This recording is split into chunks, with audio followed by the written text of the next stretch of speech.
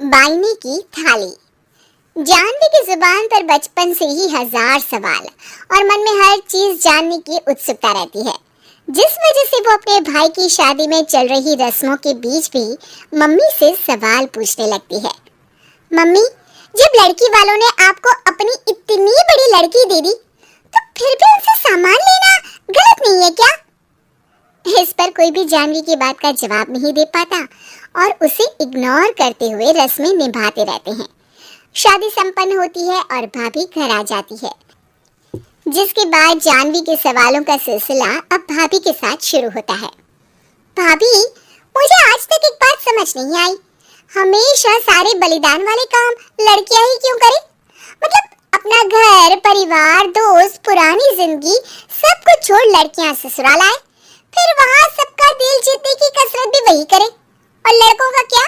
बस तैयार हुए, दूल्हे बने और दोबारा अपने घर आकर बैठ गए। दीदी, मैं ससुराल में हूँ, जवाब कंट्रोवर्शियल हो जाएगा, इसलिए आप अपने ये दुनिया हिलाने वाले सनसनीखेज सवाल अपने पति से करना, क्या पता वो जवाब दे पाए। भाभी की बात पर हंसते हुए जानवी वहाँ से चली जाती है। कुछ दिनों बाद उसकी शादी कबीर से हो जाती है। अब ससुराल में कुछ दिन तो जानवी किसी से कोई सवाल पूछे बिना रह लेती है, पर फिर एक शाम दरवाजे पर खड़ी सास को बुजुर्ग भिखारी पर चिल्लाते हुए देख लेती है। अरे मुझे पता है तुम सबके पास खूब पैसा होता है, पर फिर भी हम जैसे शरीफ लोगों को परेशान करना होता है, और फिर जब कोई पैसे ना दे तो तुम उसका खून भी कर देते हो। क्रिमिनल होते हो तुम सब के सब। अब जाते हो यहाँ से या पुलिस को बुलाऊं? ये सब देख अब जानवी खुद को रोक नहीं पाती।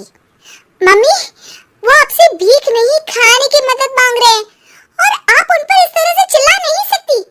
आखिर ये भी तो एक इंसान है, और वो भी आप और मुझसे उम्र में बहुत बड़े। बाकी किसी चीज का नहीं तो कम से कम उनकी उम्र का ही ख्याल कर लीजिए। बहू का ऐसा रूप देख सास को तो जैसे शौक ही लग जाता है। जानवी भिखारी को खाना देकर वहां से भेज देती है, लेकिन इसके बाद से ही सास का उसके प्रति रवैया बदल जाता है।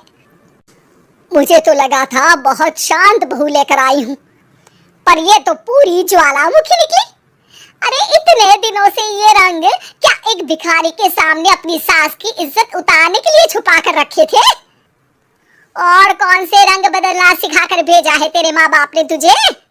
मम्मी जी, रंग का तो पता नहीं, लेकिन मेरे मम्मी पापा ने मुझे हर ढंग में गलत के खिलाफ खड़ी होना जरूर सिखाकर भेजा है।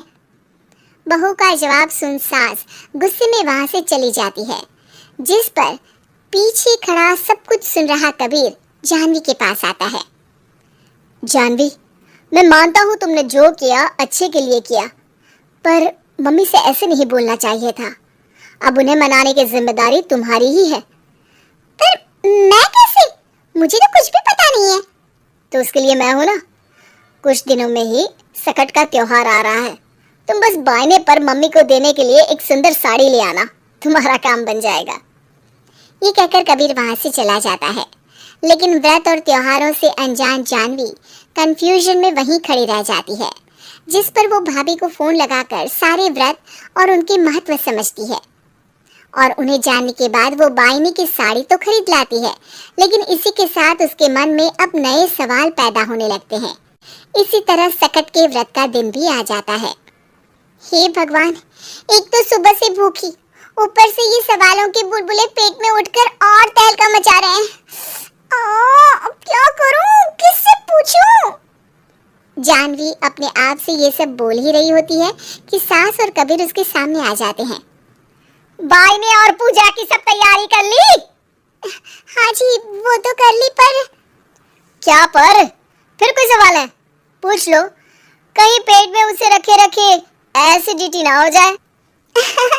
ज्यादा कुछ नहीं, बस पूछना था कि जब ये व्रत बच्चों और दाम्पत्य जीवन की सुख शांति के लिए होता है, फिर इसमें व्रत सिर्फ हम लेडीज ही क्यों रखती हैं?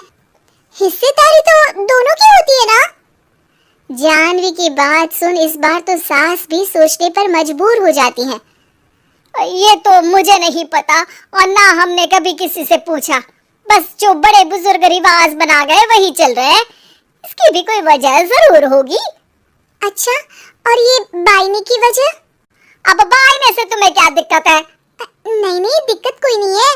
बस सोचती हूँ कि अगर व्रत बच्चों या पति के लिए होता है तो हमेशा हर चीज का गिफ्ट सिर्फ सास को ही क्यों मिलता है? अरे पति के नाम पर व्रत है तो उन्हें, और बच्चों के नाम पर जो व्रत है उनमें बच्चों को क्यों गिफ्ट नहीं दी जाती? जानवी का सवाल सुन इस बार सास भड़कने के बजाय शांति से उसका जवाब देती है।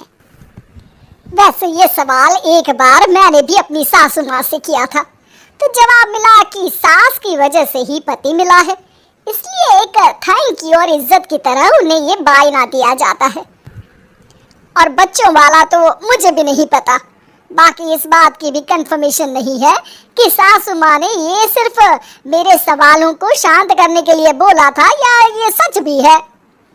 सास के जवाब और जानवी के सवाल से अब वो दोनों ही कंफ्यूजन में हैं कि आखिर सच और वजह क्या है। अगर आप लोगों के पास इन सवालों के जवाब हैं तो कमेंट करके सबके साथ जरूर शेयर कीजिएगा।